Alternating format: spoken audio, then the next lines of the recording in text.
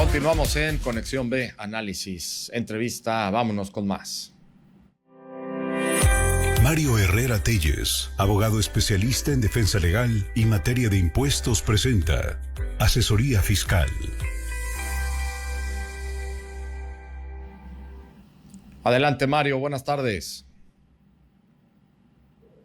Jorge, pues el día de hoy quiero que hablemos de un tema que me parece relevante, sobre todo en esta época en la que ha pasado ya el tiempo de presentar declaraciones y que las autoridades han estado enviando a los correos de algunos contribuyentes que se encuentran omisos cartas, invitaciones, requerimientos y comunicados.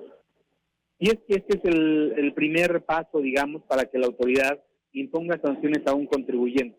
Hay que recordar que las autoridades fiscales tienen las facultades de sancionar las omisiones o las incorrecciones o las fallas por parte de los contribuyentes. Y dentro de esas, cada año tenemos siempre un periodo en el que la autoridad primero emite estos requerimientos, invitaciones de las que veníamos comentando, y después es muy probable que empiece a imponer sanciones. De esto vamos a hablar el día de hoy, de las multas fiscales. Quiero dejar en claro, Jorge, que las multas fiscales son únicamente documentos a través de los cuales la autoridad impone una sanción al contribuyente. Y estas sanciones pueden derivarse de tres razones. La primera de ellas, porque no se haya presentado declaración o se haya presentado de forma tardía. La segunda, porque no se emitan de forma correcta los comprobantes fiscales. O bien, la tercera, porque alguna de las obligaciones formales que se encuentran previstas en las leyes fiscales o el Código Fiscal de la Federación no han sido cumplidas o atendidas por el contribuyente. Las multas, Jorge, pueden derivar de un procedimiento de fiscalización, es decir, que una autoridad vaya a tu domicilio, que una autoridad te pida contabilidad, que una autoridad te emita un requerimiento, o bien pueden ser meros actos de gestión. ¿Y a qué me refiero con actos de gestión? Que no forzosamente necesitamos esa prevención que nos da la autoridad.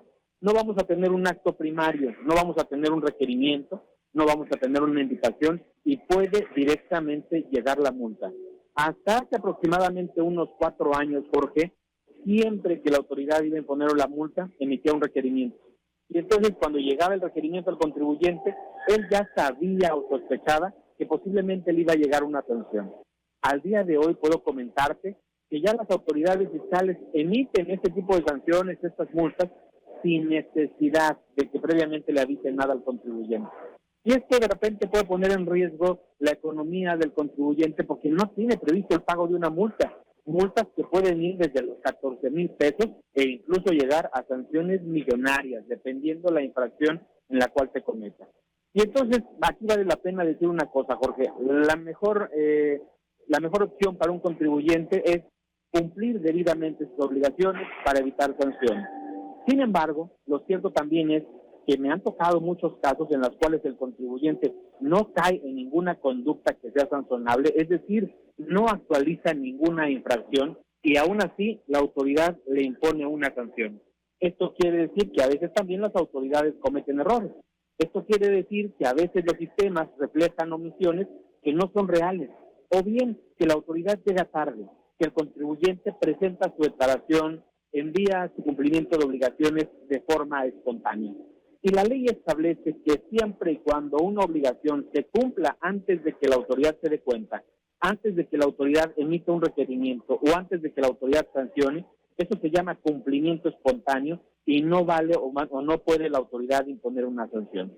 Sin embargo, Jorge, a pesar de que decimos que el mejor tip para evitar sanciones es presentar el cumplimiento de las obligaciones en tiempo y forma, pues lo cierto también es que en muchas ocasiones, por cuestiones ya sea que no tenemos la economía suficiente, ya sea que le encargamos a nuestro contador que respondiera por ello, o bien alguna situación emergente, tuvimos que salir de viaje, se nos canceló la e-firma, se nos perdió la vigencia del certificado, alguna razón, esto puede conducir también a imposición de sanciones.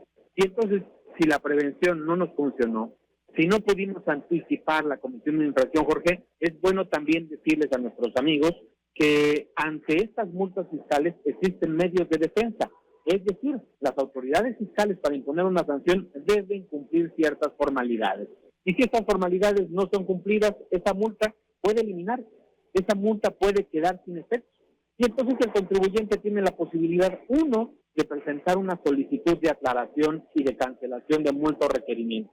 Este es un procedimiento que se lleva ante la autoridad administrativa y es muy sencillo. Casi te puedo decir, Jorge, que no es necesaria la orientación de un abogado, pero pues conviene, ¿no? Siempre en este tipo de temas conviene la asesoría de un profesional. En segundo lugar, tenemos los mecanismos administrativos, que es el recurso de revocación o recurso administrativo o recurso de inconformidad en tratándose del INS y del Infonavit, y después tenemos el juicio contencioso administrativo.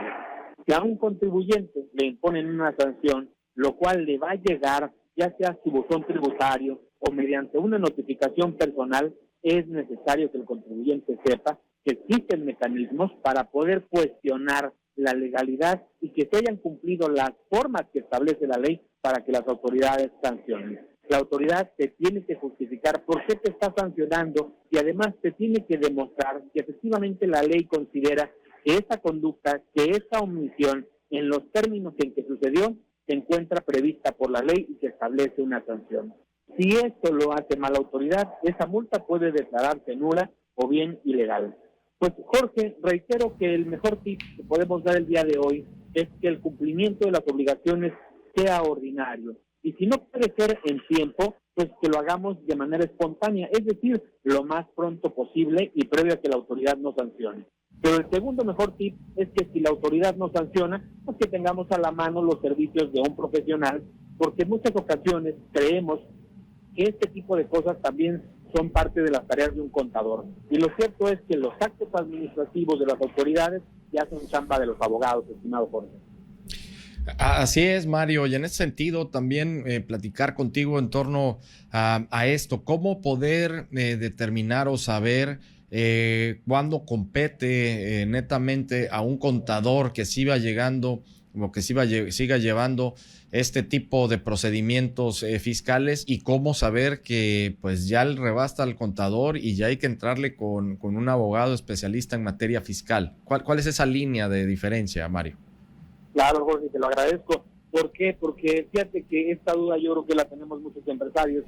La tarea del contador es la determinación de las contribuciones y el control documental de la contabilidad. Esa es la tarea, es el expertise del contador. El contador es el consejero financiero del empresario. Sin embargo, las decisiones que tienen que ver con la aplicación de las leyes, es decir, tampoco podemos dejar que los abogados solamente se encarguen de los pleitos, no. La decisión que tiene que ver con la interpretación o la aplicación de las leyes tiene que ser consultable con un abogado. Segundo lugar, todos aquellos trámites administrativos en los cuales tienen que ver, ya sean las obligaciones o los derechos de un contribuyente, tiene que participar un abogado. Y finalmente, y necesariamente en este caso, Jorge, en los medios de defensa, es decir, cuando ya tenemos una resolución o un acto de autoridad que nos impacta de cualquier forma, es decir, me negaron la devolución, me impusieron una sanción, me están requiriendo mi contabilidad, me están diciendo que cometí una infracción. Ante todos estos actos, lo mejor que podemos hacer es consultar con un profesional, y en este caso el profesional adecuado es el abogado en materia tributaria, un abogado fiscalista, Jorge. Claro que sí, Mario, y para esto, pues precisamente, abogados, expertos como ustedes, ¿dónde te pueden localizar? Con muchísimo gusto, estamos a sus órdenes, tanto para asesoría como defensa, al teléfono 6628-470839, o bien en mis redes sociales me buscan como Mario Herrera Telles y estoy en la mayoría de ellas. Muchísimas gracias, Mario Herrera Telles, en la asesoría fiscal. Gracias, Jorge. Hasta la próxima. MH Legal, asesoría y defensa en materia fiscal y administrativa, presentó La Asesoría por Mario Herrera Telles.